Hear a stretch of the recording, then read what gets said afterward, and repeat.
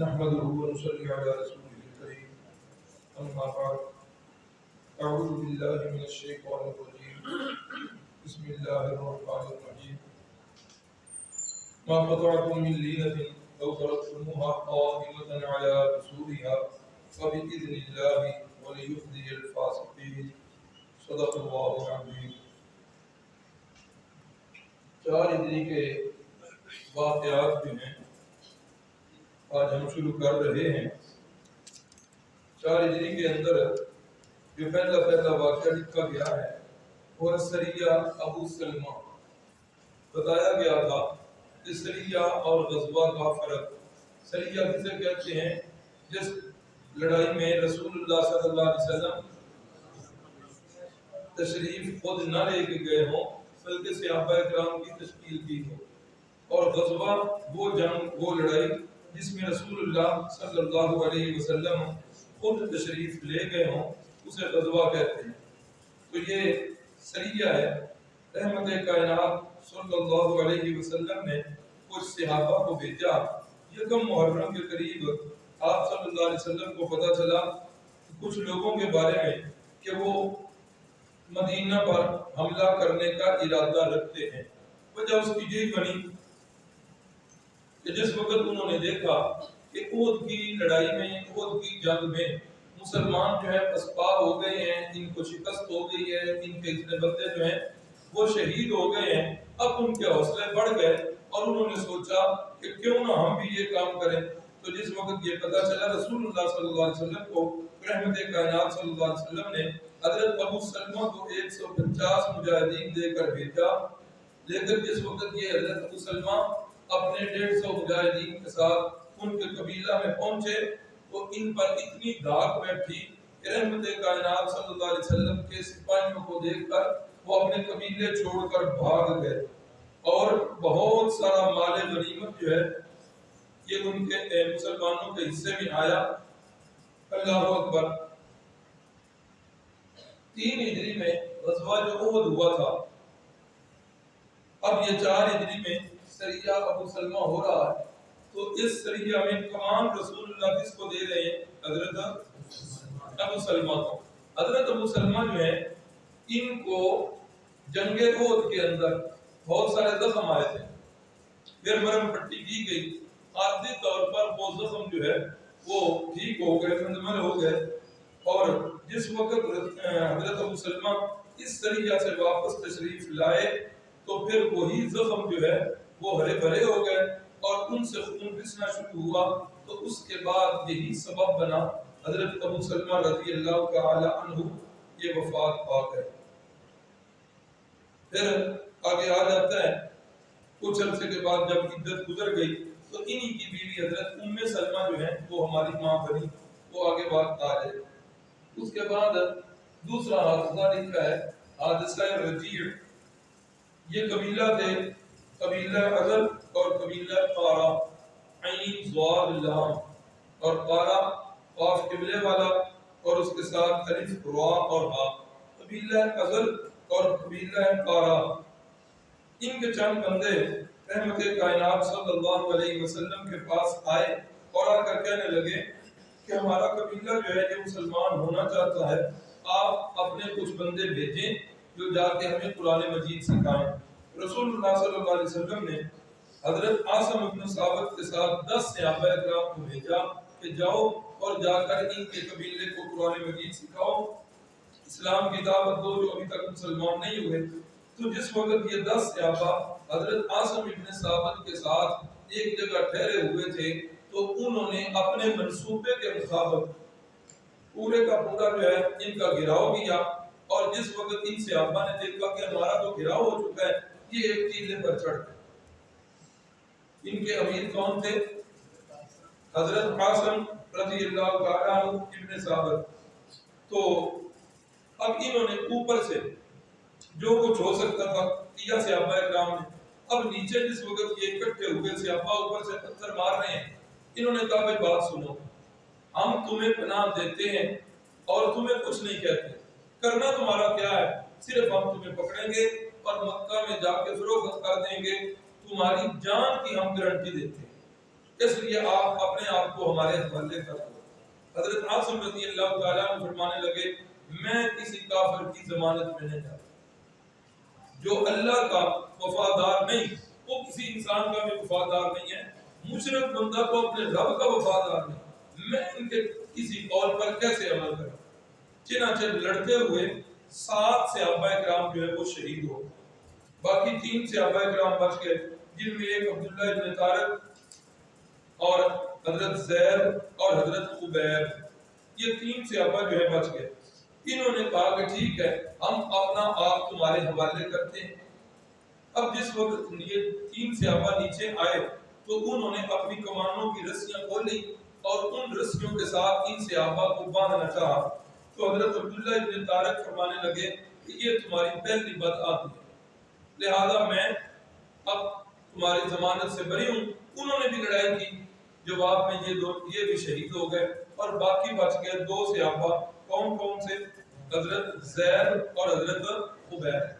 ان کے جو امیر تھے نا حضرت عاصم رضی اللہ تعالیٰ عنہ، یہ احد کی جنگ کے اندر انہوں نے ایک کافر کے 2 لڑکوں کو قتل کیا تھا، تو اس نے یہ منت مانی تھی کہ میں عاصم کو قتل کر کے اس کی کھوپڑی کو اندر سے کھرچ کے اس کی کھوپڑی کے اندر میں شراب پی۔ جس کافر کے 2 بچوں کو 2 لڑکوں کو احد میں قتل کیا تھا اس نے یہ منت مانی تھی۔ اب کیا ہوا، جس وقت حضرت عاصم شہید ہوئے، شہید ہونے سے پہلے پتہ تو چل گیا کہ اب اللہ رب العزت جو ہے مجھے رتبہ شہادت سے سرفراز کرنے والے ہیں، تو اس وقت جو ہے انہوں نے 1-2 دعائیں کی۔ بالکل آخر ایک تو دعا یہ کی، اے اللہ ان ظالموں کے جمعیت جو ہے ان کا اتحاد جو ہے اس کو پارا پارا کرنا۔ دوسری دعا انہوں نے یہ کی کہ اے اللہ ان کو گن گن کے قتل کرنا۔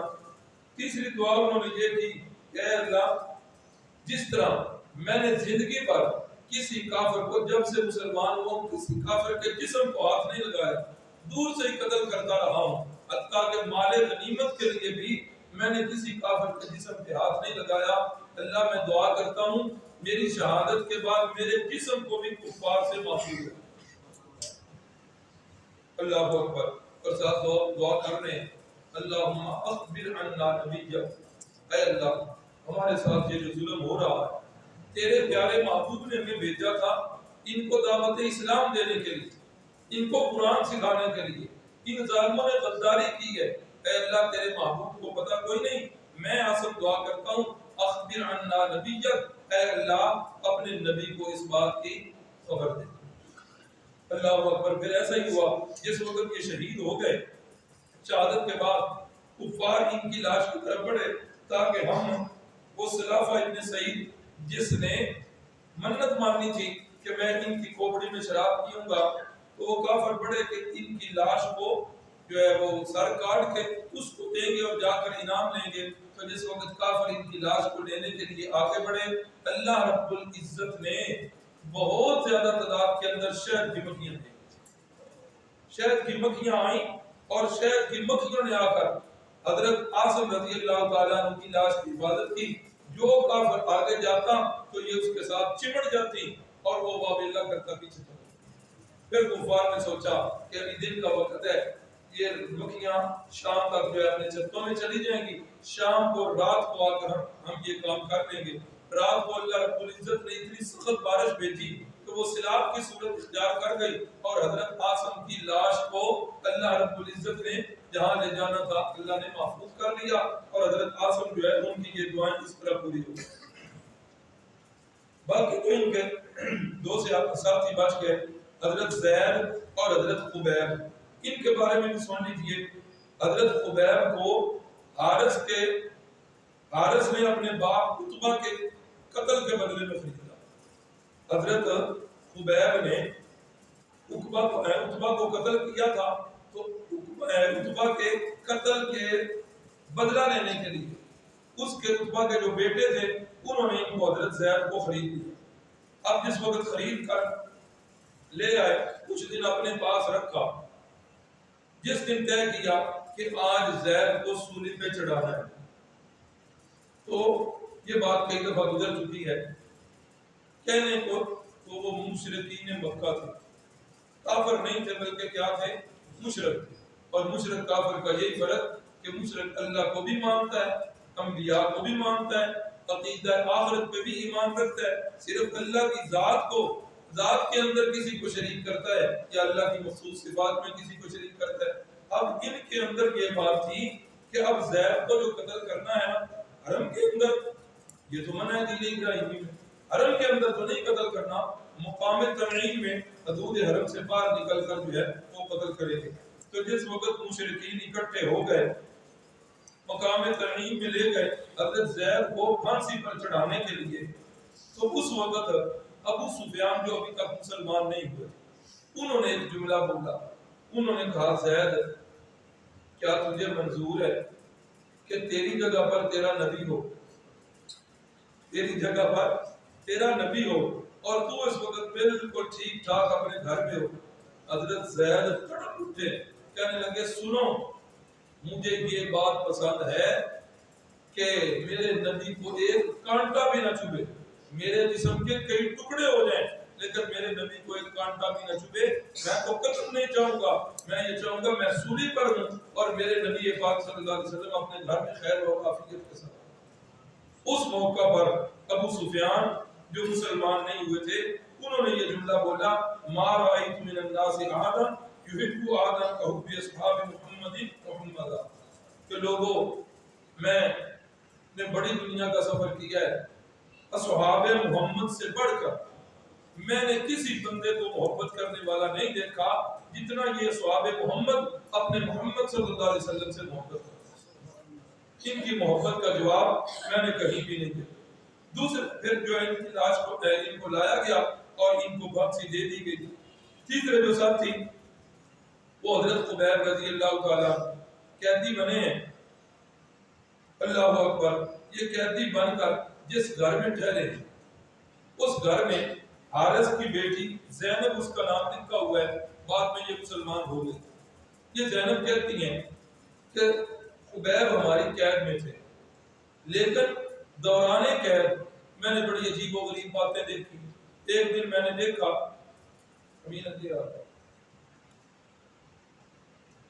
یہ پٹیاں جو ہے نا کہ کھول دیا کریں اس طرح سے بخاری بھاجی بنتی رہتی ہے. فرماتی ہیں کہ میں نے عجیب و غریب جو ہے نا چیزیں دیکھی. مثلا کہتی ہیں کہ میں ایک دن جھانکا حضرت خبیب کے کمرے میں جس میں ہم نے قید کیا ہوا تھا، موسم بھی نہیں تھا، تازہ انگوروں کا گچھا، حضرت خبیب جو ہے وہ انگور کھا رہے. میں حیران تھا. فرماتی ہیں کہ جس دن پتہ چل گیا کہ فلاں دن کو مجھے پھانسی ہونی ہے، صبح مثلا مجھے پھانسی ہونی ہے، فرماتی ہیں کہ حضرت خبیب نے مجھ سے اس طرح مانگا، کہا کہ میرے جسم کے کچھ بال بننے والے ہیں، مجھے اس طرح دے دو تاکہ اب میں اپنی موت سے پہلے اپنے جسم کی صفائی کروں. یہ زینب فرماتی ہیں بات مسلمان ہو کر پھر یہ سارے حالات بتا رہی ہیں. فرماتی ہیں جب میں نے اس طرح دے دیا میں اپنے گھر کے کام کاج میں لگ گئی تو میں نے دیکھا اچانک میرا چھوٹا سا بچہ وہ چلتا چلتا چلتا چلتا حضرت خبیب کے پاس پہنچ گیا اور حضرت خبیب نے اس بچے کو اپنی گود میں لے لیا. اچانک جو میری نگاہ اٹھی تو میں نے دیکھا کہ میرا چھوٹا بچہ خبیب کی گود میں ہے. کہتے ہیں کہ میں ماں تھی، میری تو مامتا تڑپی. میں کہنے لگی کہیں یہ میرے بچے اس طرح بھی ہاتھ میں دوسرے ہاتھ میں بچہ ہے، اب اس کو پتا بھی ہے کہ تھوڑی دیر کے بعد مجھے انہوں نے مار دینا ہے، کہیں یہ اپنی موت کا بدلہ میرے بچے سے نہ لے لے.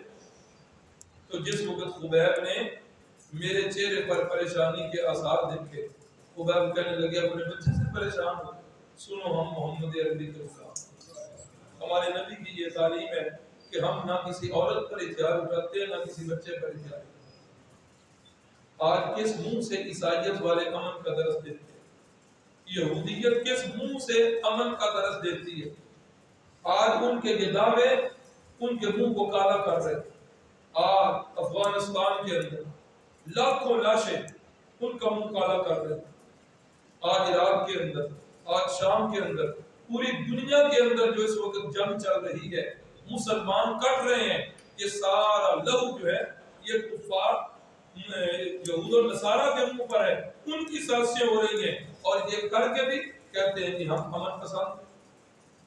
خدا کی قسم امن پسند اگر دنیا کے اندر ہے تو وہ صرف اسلام۔ پیش کرو نظیر، اسلام کے ان شدائیوں کی نظیر کسی مذہب میں آپ پیش نہیں کر سکتے۔ کتنے عظیم جملے۔ فرمایا بیٹے کی وجہ سے پریشان نہ ہو، ہم محمد عربی کے غلام ہیں، اور ہمارے نبی نے یہ تعلیم دی ہے، نہ ہم عورتوں پر ہتھیار اٹھاتے ہیں اور نہ ہم بچوں پر ہتھیار اٹھاتے ہیں۔ تو یہ حضرت زینب فرماتی ہیں کہ اللہ کی قسم خبیب سے بڑھ کر میں نے کبھی بھی ان سے بہتر جو ہے قیدی نہیں دی۔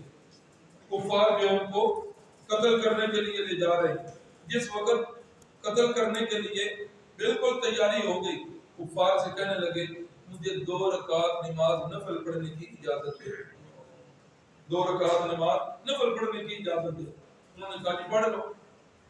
اللہ اکبر، نفل پڑھے، نفل پڑھ کے ختم کر کے کہتے ہیں سنو، جتنا مزہ آج آ رہا تھا اللہ کی قسم کبھی اتنا مزہ نہیں آیا، لیکن میں نے نماز دل کر رہا تھا کہ نماز کو لمبا کروں، لیکن میں نے اپنے 2 نفل مختصر اس لیے کیے تاکہ تم یہ نہ سمجھو کہ محمد عربی کا غلام جو ہے وہ موت سے ڈرتا، اس لیے میں نے اپنے نفل جو ہے یہ مختصر پڑھے۔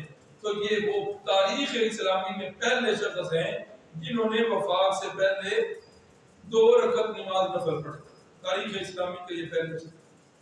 اب جس وقت بالکل تیاری ہو گئی تو اس وقت انہوں نے اشعار کہے۔ بخاری کی دوسری جلد کتاب المغازی کے اندر شعر ہیں، سیرت کی بھی کتاب میں ہے، لست ابالی حین رقت المسلمہ فلا ای شق کان للہ مسجعی۔ اب جب میں اللہ کی راہ میں جان دینے لگا ہوں تو مجھے اس بات کی کوئی پرواہ نہیں کہ جس وقت تلوار چلے تو میں دائیں پہلو پہ گروں یا بائیں پہلو پہ گروں، جب جان اللہ کے لیے دے رہا ہوں تو اب مجھے ان باتوں کی کوئی پرواہ۔ تو یہ حضرت خبیب رضی اللہ تعالیٰ عنہ یہ شہید ہوئے، اور اس وقت حضرت خبیب بھی شہادت سے پہلے یہی دعا کر رہے ہیں، اللہم انا قد بلغنا رسالت رسولک، اے اللہ ہم نے تیرے نبی کے احکامات پیغامات ہم نے پہنچا دیے ہیں، اے اللہ فبلغہ یسمع بنا، اے اللہ تیرے نبی کو ہماری کوئی خبر نہیں کہ یہ ظالم ہمارے ساتھ کیا سلوک کر رہے ہیں، اے اللہ ہماری ان خبروں کو اپنے نبی تک پہنچا دے۔ اللہ اکبر، اللہ اکبر۔ اب کیا ہوا؟ حضرت خبیب کی لاش سولی پر لٹکا دی گئی، حضرت جو ہے رتبہ شہادت پر فائز ہو گئے۔ کئی دن گزر گئے، اللہ رب العزت نے جبریل امین کے ذریعے رسول اللہ صلی اللہ علیہ وسلم کو ان کے شہادت کی خبر دے۔ اب جس وقت یہ شہادت کی خبریں پہنچی ہیں، پھر یہ بھی خبر پہنچی کہ اتنے دن ہو گئے ہیں خبیب کی لاش جو ہے اسی طرح سولی پہ لٹک رہی۔ اللہ اکبر۔ تو رسول اللہ صلی اللہ علیہ وسلم نے صحابہ سے فرمایا، ہاں بھائی کوئی ہے بندہ جو خبیب کی لاش کو لے کے آئے؟ تو صحابہ اکرام میں حضرت زبیر اور حضرت مقداد یہ دونوں کہنے لگے یا رسول اللہ ان کی لاش کو لے کے ہم۔ تو یہ دونوں صحابی مدینہ طیبہ سے چلے اور مکہ میں پہنچ کر یہ دونوں صحابہ رات کے انتظار میں ہیں۔ رات ہوئی، انہوں نے حضرت خبیب کی لاش جو ہے جس وقت اتاری تو لاش بالکل تروتازہ، بالکل تروتازہ۔ یہ شہداء کا اعزاز ہے، یہ شہداء کا اعزاز ہے۔ جب شہداء کا یہ اعزاز ہے کہ ان کی لاشیں تروتازہ رہتی ہیں تو انبیاء کرام اللہ اکبر وہ بھی جہاں جہاں مدفون ہیں اپنے اپنے قبور کے اندر، ان کے اجسام مطہرہ بھی آج اسی طرح محفوظ ہیں جس طرح پہلے دن جو ہے وہ دفن۔ صاحب ہدایہ لکھتے ہیں الان کما وزیا کہ آج بھی اسی طرح 1400 سال گزر گئے، رحمت کائنات صلی اللہ علیہ وسلم کا جسم مقدس آج بھی اسی طرح تروتازہ ہے جس طرح پہلے دن سے صحابہ کرام نے دفن۔ بلکہ ہمارے جماعت کے مقرر مولانا قابلہ بن جابر صاحب ایک بڑا پیارا جملہ بولتے ہیں، وہ فرماتے ہیں کہ مچھلی پانی کے اندر اتنا تروتازہ نہیں رہ سکتی، گلاب کا پھول اپنی ٹہنی پہ اتنا تروتازہ نہیں جتنا رسول اللہ صلی اللہ علیہ وسلم کا جسم مقدس تروتازہ اور معطر ایسے ہو۔ اور بوقت دفن اگر آپ کی پیشانی مبارک پر پانی کا کوئی قطرہ رہ گیا تھا تو آج وہ پانی کا قطرہ بھی اسی طرح آپ کی جس میں مقدس وہ مدینہ شریف والی قبر مطہر کے اندر آج بھی اسی طرح تروتازہ ہے، اور آپ کی روح مبارکہ وہ آپ کی روح مبارکہ اعلی الجین کے اندر۔ وہ لمبا واقعہ تھا اس دن معراج والا، وہ ایک شرط آخری رہ گئی تھی کہ اوپر گئے تو شہداء کے مکان، انبیاء کے مکان، اور جاتے جاتے پھر رسول اللہ صلی اللہ علیہ وسلم فرماتے ہیں، بخاری کی حدیث، رحمت کائنات صلی اللہ علیہ وسلم نے فرمایا کہ میں نے سب سے اوپر ایک مقام دیکھا سارے مکانوں سے خوبصورت، اور اس مکان کی بلندی کا اندازہ لگائیں، بخاری کی حدیث کے الفاظ سقفہ عرش الرحمن، کہ اس مکان کا چھت جو ہے وہ اللہ کا عرش ہے، یعنی پوری دنیا میں سب سے بلند والا۔ اللہ اکبر، مجھے بتایا گیا یہ آپ کا مکان ہے۔ میں نے کہا اچھا میرا مکان ہے تو میں دیکھ لوں۔ فرشتے کہنے لگے ہوا من یا رسول اللہ انہو قد باقی لک عمر، ابھی آپ کی عمر مبارک جو ہے وہ باقی ہے۔ یہ معراج روحانی کا تذکرہ ہے، جسمانی کا ہے۔ ابھی آپ کی عمر مبارک باقی ہے یا رسول اللہ، جس دن آپ کی عمر دنیا کی مکمل ہو جائے گی عطائی کا منزلہ کا، آپ اپنے اس مکان پر تشریف لے۔ ہمارا یہ عقیدہ ہے کہ رسول اللہ صلی اللہ علیہ وسلم کا جسم مقدس کسی مدینہ شریف والی قبر مطہر میں آج بھی تر و تازہ، اور روح مبارکہ اعلی الجین کے اندر، اس مکان کے اندر اللہ کی نعمتوں سے مالا مال ہو۔ آج یہ کہنا کہ انبیاء جو ہیں وہ انہی قبروں میں زندہ ہیں، دلیل کہ ان کے اجسام جو ہے وہ تر و تازہ ہیں، یہ تو دلیل بنتی نہیں ہے۔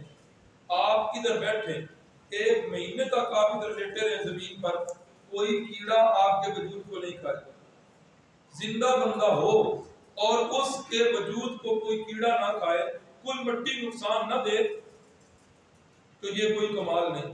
کمال یہ ہے کہ میری اور آپ کی میت قبر میں چلی جائے، ہماری میتوں کی کوئی گارنٹی نہیں ہے۔ کمال یہ ہے کہ رسول اللہ صلی اللہ علیہ وسلم اور دیگر انبیاء ان کے اجسام مطہرہ روح مبارکہ کے بغیر وہ محفوظ رہے، تو کمال اس کے تو حضرت خبیب رضی اللہ تعالیٰ عنہ ان کی لاش بالکل محفوظ ہے۔ حضرت مقداد نے لاش کو اتارا، لاش کو اتار کر چل پڑے تو کفار کو پتہ چل گیا، مشرکین مکہ دوڑے۔ جس وقت حضرت مقداد نے دیکھا کہ یہ تو قریب پہنچ چکے ہیں، مجھے پا لیں گے، تو حضرت مقداد نے حضرت خبیب کی لاش کو نیچے رکھا اور نیچے رکھ کے کہنے لگے اے اللہ اس لاش کی اب تو حفاظت فرمانا۔ اللہ رب العزت نے زمین کو حکم دیا، زمین شک ہو گئی، حضرت خبیب کی لاش جو ہے خود بخود دفن ہو گئی، اور کفار و مشرکین جو ہے وہ ان کی لاش کو ڈھونڈتے ہی رہے۔ آگے جو واقعہ ہے میرے مومنہ، اس میں بھی ایک چھوٹا سا واقعہ رہ گیا۔ سعید ابن عامر یہ وہ شخص ہے جو حضرت خبیب کی وفات شہادت کے وقت جو ہے اس وقت پاس تھا، مسلمان نہیں تھا، بعد میں مسلمان ہو گئے۔ حضرت عمر رضی اللہ تعالیٰ عنہ نے انہیں ہمس کا گورنر بنا دیا، ہمس بہت بڑا صوبہ تھا، اس کا گورنر بنا دیا۔ حضرت عمر رضی اللہ تعالیٰ عنہ جس وقت دورے پہ آئے نا ان کے صوبے میں، کھلی کچہری لگی، ہاں بھائی اپنے گورنر کے بارے میں کوئی شکایت؟ ہمس کے لوگ اکٹھے ہو گئے، کہنے لگے ہاں ہمیں اپنے گورنر کے بارے میں ایک نہیں کئی شکایتیں۔ پہلی شکایت یہ ہے کہ یہ صبح کے وقت فوراً ہمارے پاس نہیں آتے، دن چڑھے ہمارے پاس آتے ہیں اور آ کر ہمارے مسائل سنتے ہیں۔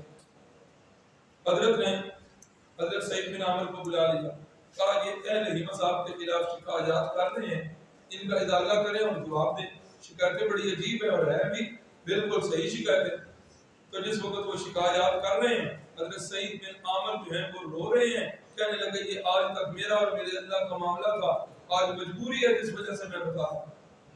پہلی شکایت کہ صبح دن چڑھے آتے ہیں، فرمایا میرے پاس کوئی خادم نہیں ہے، میرے کوئی بیوی بچے نہیں ہیں، صبح نماز سے فارغ ہو کر آٹا گوندتا ہوں، آٹا گوندھ کر روٹی خود بناتا ہوں، روٹی بنا کر کھا کے ان معمولات سے فارغ ہو کر پھر ان کے پاس آتا ہوں۔ فرمایا ہاں بھائی دوسری شکایت؟ انہوں نے کہا کہ دوسری شکایت ہماری یہ ہے کہ یہ رات کو نہ کسی کی دعوت قبول کرتے ہیں اور نہ ان کے دروازے پر دستک دی جائے تو یہ آتے بھی نہیں، بات بھی نہیں سنتے۔ حضرت عمر نے فرمایا ہاں جی سعید ایسا تو نہیں ایک گورنر ہونا چاہیے۔ فرمایا حضرت سارا دن میں نے ان کے لیے رکھا ہوا ہے عوام کی شکایات، عوام کی خدمات کے لیے رات میں نے اپنی اللہ کی عبادت کے لیے رکھا ہے. میں رات کو جب اللہ کی عبادت میں مشغول ہوتا ہوں پھر مجھے کوئی پتہ نہیں ہوتا کون میرا دروازہ کھٹکھٹا رہا ہے، مجھے اس بات کی کوئی ہوش نہیں. تیسری شکایت بھی کہنے لگے، تیسری شکایت یہ ہے مہینے میں ایک دن ایسا آتا ہے کہ یہ گھر سے نکلتے ہی سارا دن گھر پڑے رہتے ہیں. ہاں جی دیجیے اس کا جواب. تو سعید بن عامر فرمانے لگے کہ میرے پاس، میں پہلے بتا چکا ہوں، کوئی بیوی نہیں ہے، کوئی نوکر نہیں ہے، میرے پاس سوٹ بھی پہننے والا ایک. تو جس وقت یہ میرے کپڑے انتہائی گندے ہو جاتے ہیں، گھر کے اندر رہ کے میں ان کپڑوں کو دھوتا ہوں، دھونے کے بعد جب یہ خشک ہو جاتے ہیں تو پھر پہن کے میں باہر آتا ہوں. اے اللہ ہمارے اعمال تو بالکل ایسے کوئی نہیں ہے، لیکن تیری قرآن مجید کی تعلیم بھی یہ کہتی ہے، تیرے محبوب کے فرامین بھی کہتے ہیں. دعا تو ہم کر ہی سکتے ہیں، اللہ تو ایسے حکمران ہمیں بھی نصیب فرما. ایک اور شکایت بھی ہے کہ کبھی کبھی انہیں غشی کا دورہ ہو جاتا ہے. حضرت نے پوچھا ہاں جی صحیح، اس کی کیا وجہ ہے؟ فرمانے لگے جس دن خبیب کو سولی پہ لٹکایا گیا تھا تو میں اس وقت پاس تھا. خبیب کو سولی چڑھا کے اس کو تلواروں کے ساتھ زخم بھی دے رہے تھے، خبیب تڑپ رہے تھے، اور اس وقت میں چونکہ مسلمان نہیں تھا میں ان کی مدد نہیں کر سکا. جس وقت وہ کربناک واقعہ اب میرے سامنے آتا ہے تو میرے اوپر غشی کا دورہ ہوتا ہے. رضی اللہ عنہ ورضوا عنہ. آگے لکھا ہوا یہ واقعہ بیر مونا، یہ آگے پیچھے ہی واقعات ہو رہے ہیں اور یہ ہو ایسے ہی نہیں ہیں کہ غزوہ احد کے بعد اب انہوں نے کہا کہ ان کی قوت جو ہے وہ کمزور ہو گئی ہے، اب لہذا جتنا ان کا نقصان کر سکتے ہیں کیا جائے. اب یہاں بھی ایسے ہوا کہ ماہ سفر کے اندر عامر بن مالک یہ جو ہے رسول اللہ صلی اللہ علیہ وسلم کی خدمت میں آیا، ہدیے پیش کیے، آپ صلی اللہ علیہ وسلم نے قبول نہ کی. آپ نے پھر اسلام کی دعوت دی، اس نے وہ بھی قبول نہ کی بلکہ خاموشی کی. اور آگے سے کہنے لگا آپ ایسا کریں چند بندے بھیجیں ہمارے ساتھ، ہمیں اسلام کی دعوت دیں، اگر ہم ان کی دعوت سے مطمئن ہو گئے تو پھر ہم سارے کے سارے قبیلے والے مسلمان ہو جائیں. فرمایا کہ مجھے خطرہ ہے. کہنے لگا کہ میں بطور ضمانت اپنے آپ کو پیش کرتا ہوں، آپ بے فکر ہو کر ہمارے ساتھ جو ہے بندے بھیجیں. رسول اللہ صلی اللہ علیہ وسلم نے اپنے وہ جو اصحاب صفہ تھے ان میں سے چن چن کر جو بہترین قرآن مجید کے قاری تھے، اسلام کے مبلغ تھے، چن چن کر 70 کے قریب جو ہے وہ بندے رسول اللہ صلی اللہ علیہ وسلم نے ان کے ساتھ بھیج دیے. اور حضرت منذر ابن عمر وہ ان کے امیر ہیں، حضرت حرام بن ملحان ان کو خط بھی دیا گیا. فرمایا کہ جا کر کے خط بھی پیش کر دینا وہاں کے قبیلوں کے جو عمراء ہیں انہیں. تو اب یہاں بھی مختصر بات یہی ہے کہ یہ قبیلے یہ 70 کے قریب قرا جو ہیں جس وقت ایک جگہ پر پہنچے تو کفار نے یہاں بھی اسی منصوبے کے تحت ان کو گھیرے میں لیا اور ان کو شہید کر دیا گیا. اور جس وقت حضرت حرام بن ملحان پر پہلا نیزہ لگا شہید ہوتے ہوئے آخری جملہ جو ان کی زبان سے نکلا وہ تھا فزت ورب الکعبہ، اللہ کی قسم میں تو کامیاب ہوں. موت آ رہی، دنیا کی زندگی ختم ہو رہی، بیوی بچوں سے بچھڑ رہے ہیں، رشتہ داروں سے جدائی ہو رہی، لیکن اللہ کی قسم کھا کے کہہ رہے ہیں فزت ورب الکعبہ، اللہ کی قسم اللہ کی راہ میں شہید ہو کر میں کامیاب ہوں. اللہ اکبر. رحمت کائنات صلی اللہ علیہ وسلم کو جب مدینہ میں یہ خبر پہنچی کہ میرے صحابہ کے ساتھ ان ظالموں نے یہ حال کیا ہے تو رسول اللہ صلی اللہ علیہ وسلم تقریباً 1 ماہ تک فجر کی نماز میں دوسری رکعت کے بعد آپ صلی اللہ علیہ وسلم ان کے لیے بد دعا کرتے جسے قنوت نازلہ کہا گیا. فجر کی نماز میں دوسری رکعت کے رکوع کے بعد رسول اللہ صلی اللہ علیہ وسلم بد دعا کرتے تھے اور اللہ رب العزت نے پھر آپ کی بد دعا کو قبول کرتے ہوئے اللہ رب العزت نے پھر انہیں جو ہے وہ بڑا مزہ بھی چکھایا اور انہیں تباہ و برباد بھی کیا. جو مسلمان نہیں ہوئے وہ اللہ کے عذاب کا شکار ہوئے. ہمارے آج کا آگے جو ہے غزوہ بنی نذیر. اب ہوا یہ کہ جس وقت ان بندوں کا بیر مونا یہ بیر کنویں کو کہتے ہیں مونا، اس جگہ کا نام ہے، اس کنویں پر ان کا یہ حال ہوا تو دو صحابہ جو ہیں انہوں نے دیکھا کہ پرندے جو ہیں وہ اڑ رہے ہیں اور شور بھی ہے، تو وہ انہوں نے آ کے چھپ چھپا کے دیکھا تو کفار رسول اللہ صلی اللہ علیہ وسلم کے صحابہ کے ساتھ یہ سلوک کر رہے ہیں۔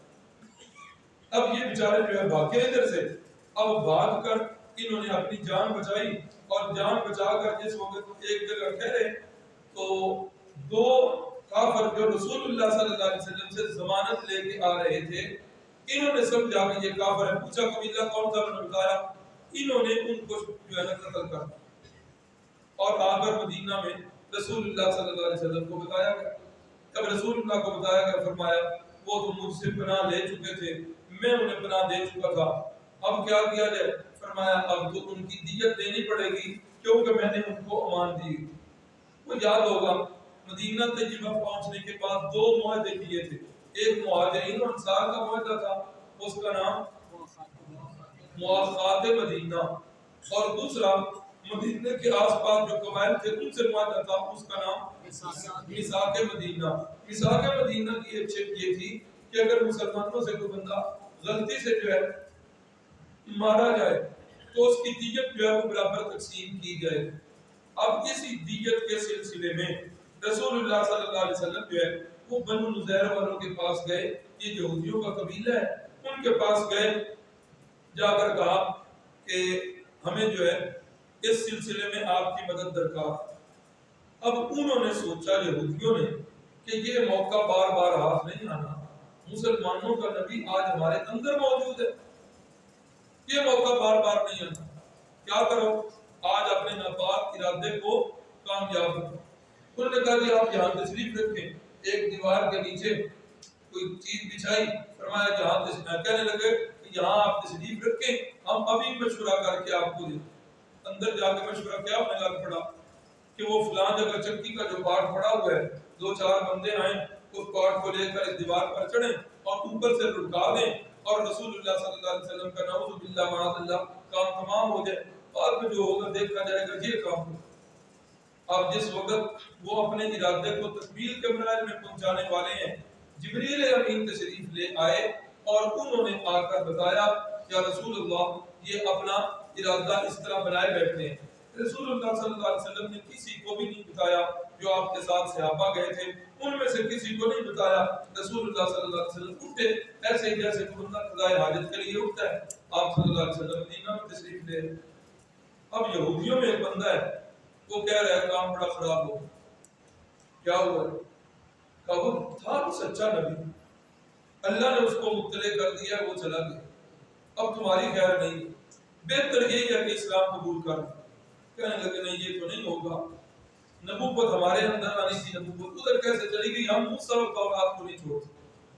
اس نے کہا اچھا پھر دیکھو کیا بنتا ہے۔ تھوڑی دیر کے بعد صحابہ اکرام جو ہے وہ بھی چلے گئے۔ یا رسول اللہ، فرمایا ہاں جبریل امین نے مجھے آ کر خبر دی تھی کہ یہ عزائم ہیں، یہ منصوبے ہیں، تو میں لہذا اٹھ کر چلا آیا۔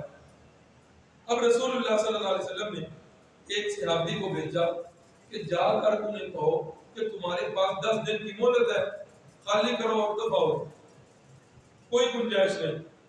اب یہ صحابی جس وقت گئے تو یہ اوس قبیلہ کے تھے، اوس قبیلہ کے لوگ اور یہ بنو نذیر والے، ان کی پہلے اسلام سے بڑی دوستیاں تھیں۔ اب اوس قبیلے کا بندہ یہ آ کر رسول اللہ کا پیغام دینے سے پہلے کہہ رہا ہے کہ یار یاد کرو اور ایک دن تم فلاں جگہ پر بیٹھے ہوئے تھے، تم کھانا کھا رہے تھے، تم نے مجھے دعوت دی تھی کہ کھانے میں بھی شریک ہو جاؤ، ہمارے مذہب میں بھی آ جاؤ، میں نے تمہاری کھانے کی دعوت قبول کر لی تھی، تمہارے مذہب کو قبول نہیں کیا تھا، یاد ہے؟ ہاں یاد ہے۔ اس دن تم نے کچھ باتیں کی تھی، تم نے یہ کہا تھا وہ نبی آخر الزمان آنے والے ہیں، ان میں یہ نشانی بھی ہے کہ ہنس مکھ ہوں گے، ہر وقت چہرے پہ تبسم ہوگا، تم خو نہیں ہوں گے۔ جو نشانیاں تم نے بتائی تھی وہ ساری نشانیاں میں محمد رسول اللہ میں دیکھ چکا ہوں۔ نشانیاں تم نے بتائی تھی، میں نے تمہارے زبان سے اپنے کانوں کے ساتھ سنی تھی، تمہاری بتائی ہوئی نشانیاں میں ادھر ساری کی ساری دیکھ کر میں تو مسلمان ہو چکا ہوں، تم کیوں جو ہے گمراہی میں بھٹک رہے؟ انہوں نے کہا اس بات کو چھوڑو، تم آئے کیسے ہو؟ کہا کہ آیا اس لیے ہوں کہ رسول اللہ نے مجھے بھیجا، 10 دن تمہارے پاس ہیں، جو سامان لے سکتے ہو لے جاؤ اور یہ قبیلہ خالی کر دو، اب اس جگہ نہیں رہ سکتے۔ انہوں نے کہا یہ بندہ کوئی اور بات کرتا تو کرتا، قبیلہ اوس کا بندہ یہ بات کر رہا۔ صحابی کہنے لگے اب وہ باتیں نہیں، اب جو ہے دوستیاں بدل گئی ہیں، اب تمہاری دوستی نہیں اس دل میں، اب اللہ اور اس کے رسول کی دوستی جو ہے وہ غالب آ گئی۔ لہٰذا یہ پیغام تھا کہ میں نے تمہارے تک پہنچا دی۔ اب سر جوڑ کے بیٹھے کیا کرنا چاہیے؟ کہا کہ مسلمان جو ہے وہ کچھ کر گزریں گے، کیا کریں گے؟ ان کا ارادہ بن گیا کہ نکلے آپ، چلو اتنی تو اجازت مل رہی ہے نا کہ اپنا جتنا سامان اٹھا سکتے ہیں اٹھا لیں، ٹھیک ہے۔ اب یہ ارادہ کر چکے ہیں، ادھر سے عبداللہ ابن ابی کا پیغام لے کے 2 بندے آ گئے، نکلنا نہیں، میں تھوڑے نال ہوں، جس قسم کی مدد چاہیے میں تمہیں دوں گا، آج تم نکلو گے ان مسلمانوں کے حوصلے بڑے بڑھ جائیں، بالکل نہیں نکلنا، ہر لحاظ سے میں تمہارے ساتھ ہوں، جتنے بندے مانگو گے میں تمہیں اتنے بندے دوں گا۔ اب جس وقت انہوں نے ادھر سے یہ خبر سنی، ان کا حوصلہ بڑھ گیا، انہوں نے انکار کر دیا، انہوں نے کہا کہ ہم نہیں نکلے۔ رسول اللہ صلی اللہ علیہ وسلم نے صحابہ کو حکم دیا، فرمایا کہ چلو بھائی اب بنو نذیر کی طرف اور جا کر انہیں پتہ چلا۔ جس وقت انہیں پتہ چلا کہ رسول اللہ صلی اللہ علیہ وسلم صحابہ کے ساتھ آ چکے ہیں، وہ قلعہ بند ہو گئے، انہوں نے قلعے کے دروازے بند کر لیے اور رسول اللہ صلی اللہ علیہ وسلم نے ان کا محاصرہ کر دیا۔ قلعوں کی جب وہ محلے وقوع ایسے ہوتا تھا کہ آبادی ساری کی ساری قلعوں کے اندر ہوتی تھی، باہر بہت لمبی چوڑی دیوار ہوتی تھی، تو قلعوں سے باہر جو ہے وہ کھیتیاں اور باغات ہوا تھا۔ اب پہلا دن ایسے ہی گزرا، اوپر سے تیر اندازی کرتے رہے، پتھر مارتے رہے، یہ سارا ہوتا رہا۔ دوسرے دن بھی ایسے ہی ہوا، 2-3 دن یہ کام ہوتا رہا۔ رسول اللہ صلی اللہ علیہ وسلم نے فرمایا اچھا اب ہم بھی کچھ کرتے ہیں۔ رسول اللہ صلی اللہ علیہ وسلم نے فرمایا ان کے درخت جو ہے ان کو کاٹنا شروع کر دو، کھجوروں کے درخت، میوہ لگا ہوا ہے، کھجور ان پر تازہ ہے۔ ادھر سے وہ بھیج رہے ہیں پیغام عبداللہ بن ابی کو کہ 2000 کم از کم بندے لے کے آؤ، ادھر سے ہم جو دروازے کھول کے مسلمانوں پہ حملہ کریں گے، پیچھے سے تم آ جاؤ گے، مسلمانوں کا کام جو ہے وہ پورا ہوگا۔ لیکن وہ اس بے ایمان نے نہ آنا تھا نہ وہ آیا۔ دارجے قرآن مجید نے فرمایا کمثل الشیطان اذ قال للانسان کفر فلما کفر قال انی بریء منک انی اخاف اللہ رب العالمین۔ فرمایا اس بے ایمان کی مثال تو ایسے ہے جیسے شیطان کی مثال، شیطان بندے کو کفر پر اکساتا ہے، کہتا ہے کفر کر، فلما کفر جب بندہ کفر کر لیتا ہے قال انی بریء منک، شیطان بھی اس کو کرا دے کے بھاگ جاتا ہے۔ شیطان کی آج یہ شیطان مدینے کا جو عبداللہ بن ابی کی صورت میں ہے، اس نے بھی ان سے دغا کیا اور جب رسول اللہ صلی اللہ علیہ وسلم نے ان کے جو ہے وہ کھجوروں کے درخت کاٹنے شروع کر۔ اب جی بڑا باویلا، اب وہ قلعے کے دروازے پر دیواروں پہ چڑھ کے ان کی عورتیں جو ہے وہ اپنے گریبان چاک کر رہی ہیں، اپنے منہ کو جو ہے تھپڑ مار رہی ہیں، اور ان کے سردار نے پیغام بھیجا کہ مسلمانوں تمہارا نبی جو ہے وہ تو کہتا ہے میں امن کا دائی ہوں، اور یہ امن کا دائی جو ہے یہ باغات تو نہیں کاٹتا، اور خصوصاً پھلدار درخت یہ تو نہیں کاٹے جائے۔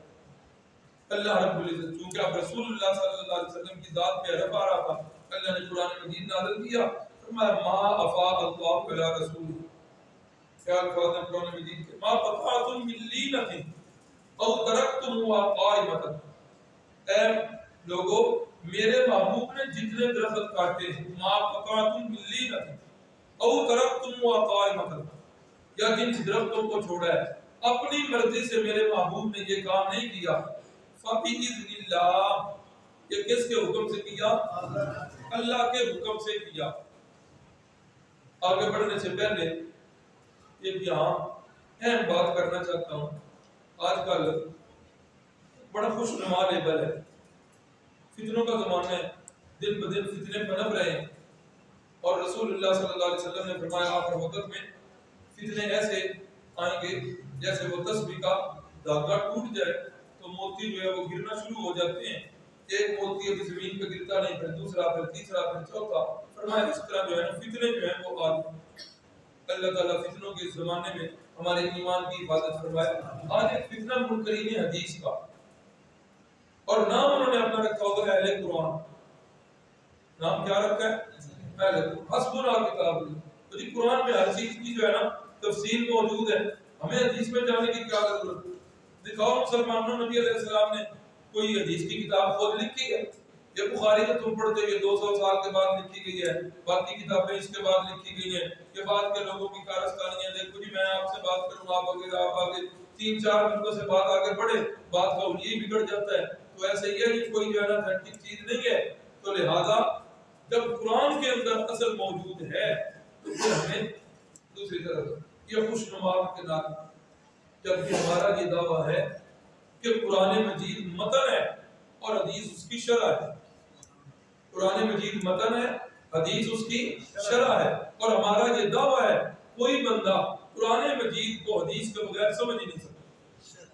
قرآن مجید کو حدیث کے بغیر، قرآن میں آیا نماز قائم کرو، اب کتنی نمازیں ہیں؟ قرآن میں نہیں. ہر نماز میں کتنی رکعات ہیں؟ قرآن مجید میں تفصیل نہیں ہے. پھر جو ہے کھڑے ہو کے کیا پڑھنا ہے، رکوع میں کیا پڑھنا ہے، سجدے میں کیا پڑھنا ہے، تشہد میں کیا پڑھنا ہے، کتنے فرض، کتنے واجب، کتنی سنتیں، ایک رکعت میں کتنے سجدے، ایک رکعت میں کتنے رکوع، کوئی بندہ قرآن سے دکھا دے. اسی طرح دوسرا آ جاؤ، زکوٰۃ ہے، اس کی تفصیلات قرآن میں نہیں. یعنی ساری کی ساری تفصیلات اسلام کے جتنے احکام ہیں ان کی تفصیلات کہاں ہیں؟ قرآن مجید کو حدیث کے بغیر سمجھا ہی نہیں جا سکتا. اب یہاں اللہ نے ایک لفظ بولا، فرمایا جو درخت تم نے چھوڑے یا جو کاٹے وہ کس کی اجازت سے؟ فَبِإِذْنِ اللَّهِ، اللہ کے حکم سے یہ کیے. یعنی اس سے پہلے اللہ نے حکم دیا تھا تو پھر جو ہے وہ درخت کاٹے گئے ہیں، پھر وہ درخت جو ہے چھوڑے گئے ہیں. اب ہمارا یہ دعویٰ ہے، پورا قرآن پڑھ کے دیکھ لو وہ حکم آپ کو کہیں سے نہیں ملے. کہاں ہے نا فَبِإِذْنِ اللَّهِ، اللہ کے حکم سے یہ ہوا ہے. اللہ کا حکم کہاں ہے؟ قرآن میں تو نہیں. تو اس سے پتا چلا کہ اس قرآن مجید کے علاوہ بھی اللہ کی کچھ باتیں اپنے پیغمبر کے ساتھ تھی جنہیں وحی خفی کہا جاتا. تو اب جس وقت یہ معاملہ ہوا، اب وہ اندر سے روئے پیٹے کہ اب تو کام خراب ہو گیا. تو انہوں نے کہا کہ ہم صلح کرتے ہیں. تو رسول اللہ صلی اللہ علیہ وسلم نے فرمایا ٹھیک ہے، اب بھی تمہیں اجازت ہے، جتنا مال اٹھا سکتے ہو لے کر چلے جاؤ اور یہاں سے دفع ہو جاؤ. جس وقت وہ بندے چلے گئے تو بعد میں ان کے گھروں کی تلاشی لی گئی تو ان کے گھروں سے 50 خود، وہ جو ٹوپیاں ہوتی ہیں بوقت جنگ پہنی جاتی ہیں، 50 زریں اور 340 تلواریں اور بہت سارا مال اسباب جو ہے ان کے گھروں سے نکلا. صرف 2 بندے جو ہیں انہوں نے اسلام قبول کیا، باقی سارے کے سارے ادھر سے نکل گئے، کچھ جو ہے حضرات کے اندر اور کچھ خیبر کے اندر جا کر بس. اب مال غنیمت ڈھیر سارا ہاتھ آ گیا، مال غنیمت اکٹھا ہو چکا ہے. رسول اللہ صلی اللہ علیہ وسلم صحابہ کو بلاتے ہیں، انصار صحابہ کو، فرمایا ساتھیوں کو بلاؤ. یا رسول اللہ اوس کو یا خزرج کو؟ فرمایا سارے انصار کو بلاؤ.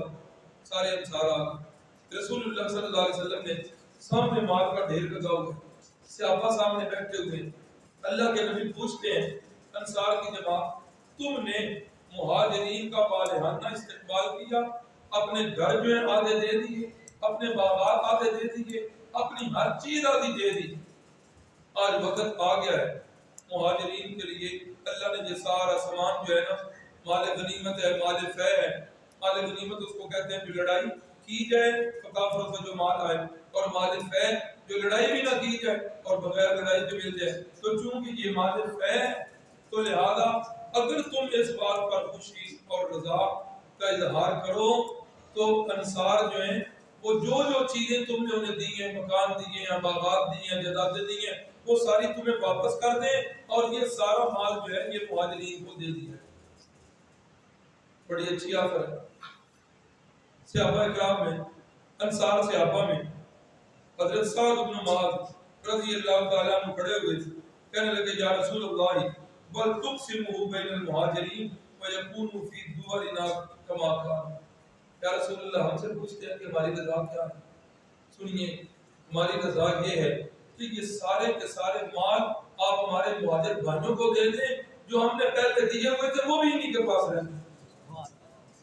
جب حضرت سعد بن معاذ نے یہ فرمایا تو باقی انصار بھی کہنے لگے رضینا وسلمنا، ہم اپنے سردار کے اس فیصلے پر راضی بھی ہیں اور ہم بھی اپنے حق سے دستبردار ہو کر اپنے مہاجر بھائیوں کے لیے یہ سارا کچھ دیتے ہیں۔ اس موقع پر رسول اللہ صلی اللہ علیہ وسلم نے دعا فرمائی اللہم ارحم الانصار، اے اللہ انصار پر اپنی رحمت نازل فرما۔ حضرت ام سلمہ ابھی یہ بات ہوئی تھی یہاں پر، حضرت ابو سلمہ جو ہے ان کی وفات ہو، ان کی وفات کے بعد حضرت ام سلمہ رضی اللہ تعالیٰ عنہ وہ فرماتی ہیں خامد کے ساتھ میری اتنی محبت تھی نا، ہماری محبت کی لوگ مثال دیا مثالی محبت تھی۔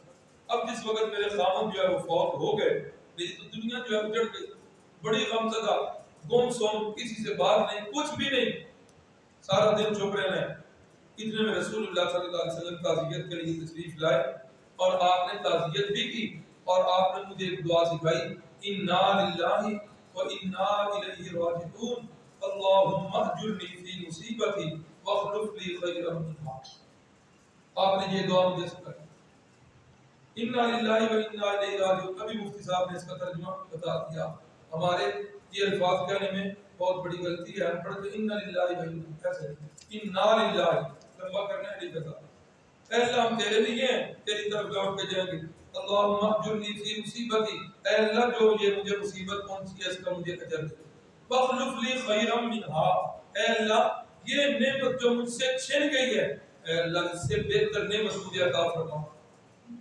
اماں جی حضرت ام سلمہ فرماتی ہیں جس وقت میں یہ الفاظ بولتی نا واخلف لی خیرا منہا، اے اللہ میرے خامد سے بہتر خامد مجھے عطا فرما، اللہ کے نبی کی دعا سمجھ کر میں پڑھ لیتی لیکن میرا دل جھٹلا دیتا، کہتا کہ ام سلمہ سے خامد بہتر کون ہو سکتا، ام سلمہ سے بہتر ہے، ابو سلمہ سے بہتر تو خامد، اتنا پیار دینے والا، اتنا وفادار میرا خامد۔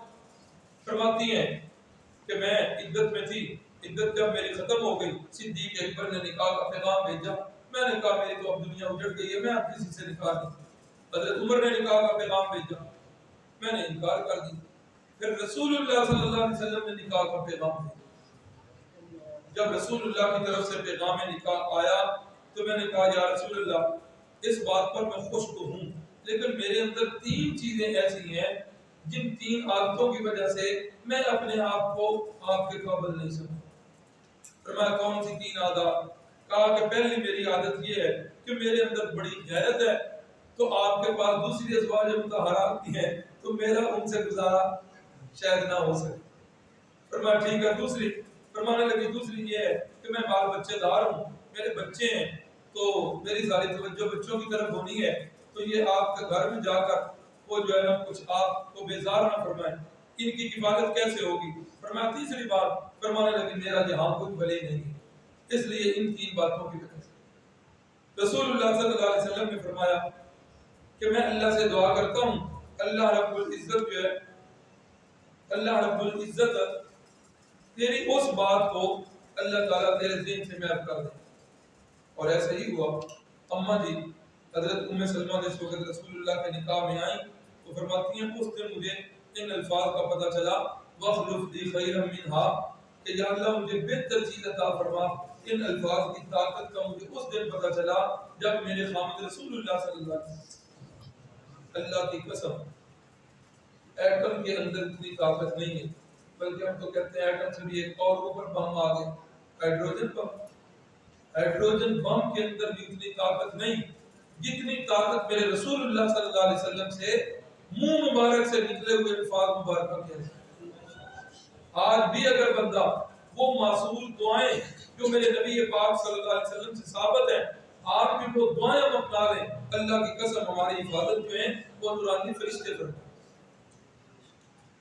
اللہ اکبر۔ تو رسول اللہ صلی اللہ علیہ وسلم نے دعا فرمائی اور اس دعا کے اثر سے رسول اللہ صلی اللہ علیہ وسلم 48 سال کی سنگت رہی ہے رسول اللہ سے، اور بڑا پرانا صحابیت جب صحابی بنی ہے تو پھر جب تک رسول اللہ صلی اللہ علیہ وسلم کے ساتھ نہیں ہے یہ 4 ہجری کے اندر، تو کون سی ہجری میں رسول اللہ کی وفات ہوئی؟ 10 ہجری۔ تو 4 5 6 7 8 9 اور 10 7 سال کی سنگت میں اپنی دوسری سوتنوں کے ساتھ ایسے تھی جیسے سگی بہنیں. کبھی ایک واقعہ بھی پیش نہیں آیا جس وجہ سے ان کی وہ غیرت والی بات جو ہے وہ رہتی. تو رسول اللہ نے فرمایا جو بچے ہیں اللہ ان کا جو ہے خود ہی کفیل ہے، اور فرمایا کہ میرا ولی نہیں، فرمایا کہ تیرا بیٹا جو ہے وہ ولی بنے گا. رسول اللہ صلی اللہ علیہ وسلم کی وفات کے وقت یہ حیات تھی، 60 ہجری میں ان کا انتقال ہوا ہے، اور جنازہ جو ہے اس کی نماز سیدنا ابو ہریرہ نے پڑھائی ہے. اس کے بعد سیدہ فاطمہ بنت اسد، یہ وہ خاتون ہے جو سیدنا علی المرتضی رضی اللہ تعالی عنہ کی والدہ ماجدہ ہے، اور یہ وہ خوش نصیب خاتون ہیں جنہوں نے ابتدا میں ہی رسول اللہ صلی اللہ علیہ وسلم کے دین کو قبول کر لیا، اسلام کو قبول کر لیا. اور چونکہ رسول اللہ صلی اللہ علیہ وسلم دادا جان کی وفات کے بعد ابو طالب اپنے چچا جان کے گھر میں رہتے تھے، تو اس خاتون نے رسول اللہ کو ماں والا پیار دیا، بڑے پیار کیا اور ماں بن کے دکھایا. جس وقت ان کی وفات ہوئی ہے، قبر جو ہے جس وقت کھود دی گئی، تو تدفین سے پہلے رسول اللہ صلی اللہ علیہ وسلم تھوڑی دیر قبر کے اندر لیٹے، اور بعض سیرت کی کتابوں میں ہے کہ کفن کے لیے آپ نے اپنا کرتا مبارک جو ہے وہ بھی عطا کیا. فرمایا یہ میری ماں تھی اور اس نے مجھے ماں بن کے دکھایا، اور یہ ساری ماں سے بہتر ماں تھی. تو تھوڑی دیر آپ قبر کے اندر جو ہے لیٹے رہے، اس کے بعد فرمایا اب میری ماں کی تدفین جو ہے کر دو. تو یہ ان کی وفات بھی 4 ہجری کے اندر.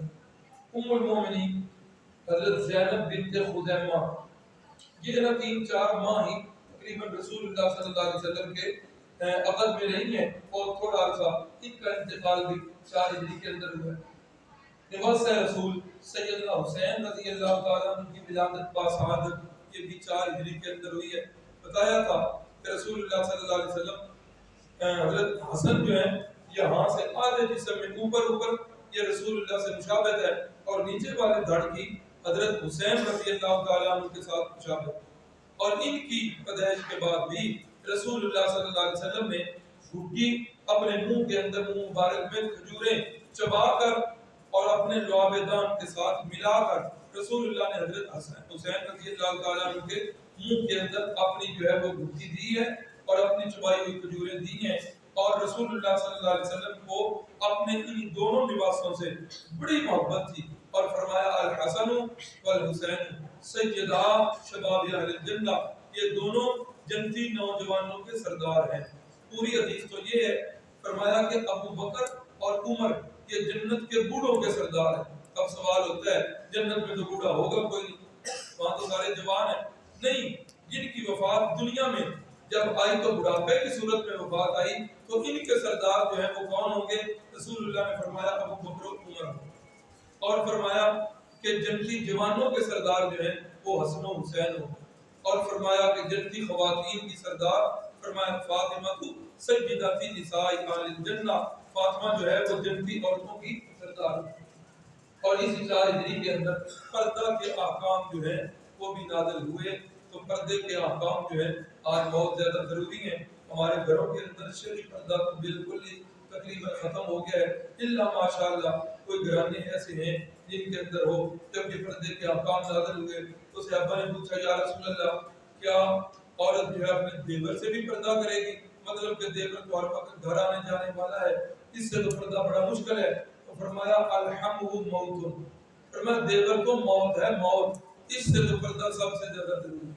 اب وقت نہیں ہے، موٹا سا ایک جو ہے قانون یاد رکھ لیں، ہر وہ عورت یا ہر وہ مرد جس کا نکاح ہو سکتا ہے، کیوں کہہ رہے ہیں ہر وہ عورت جس سے مرد کا نکاح ہو سکتا ہے اس سے پردہ ہے، اور جس عورت سے نکاح نہیں ہو سکتا اس سے پردہ نہیں. اور یہ اسلام کے واضح حکم ہے، اور بے پردہ عورتیں جو ہیں ان کے لیے بڑے سخت احکام ہیں، اور جہنم کی وعید سنائی گئی ہے.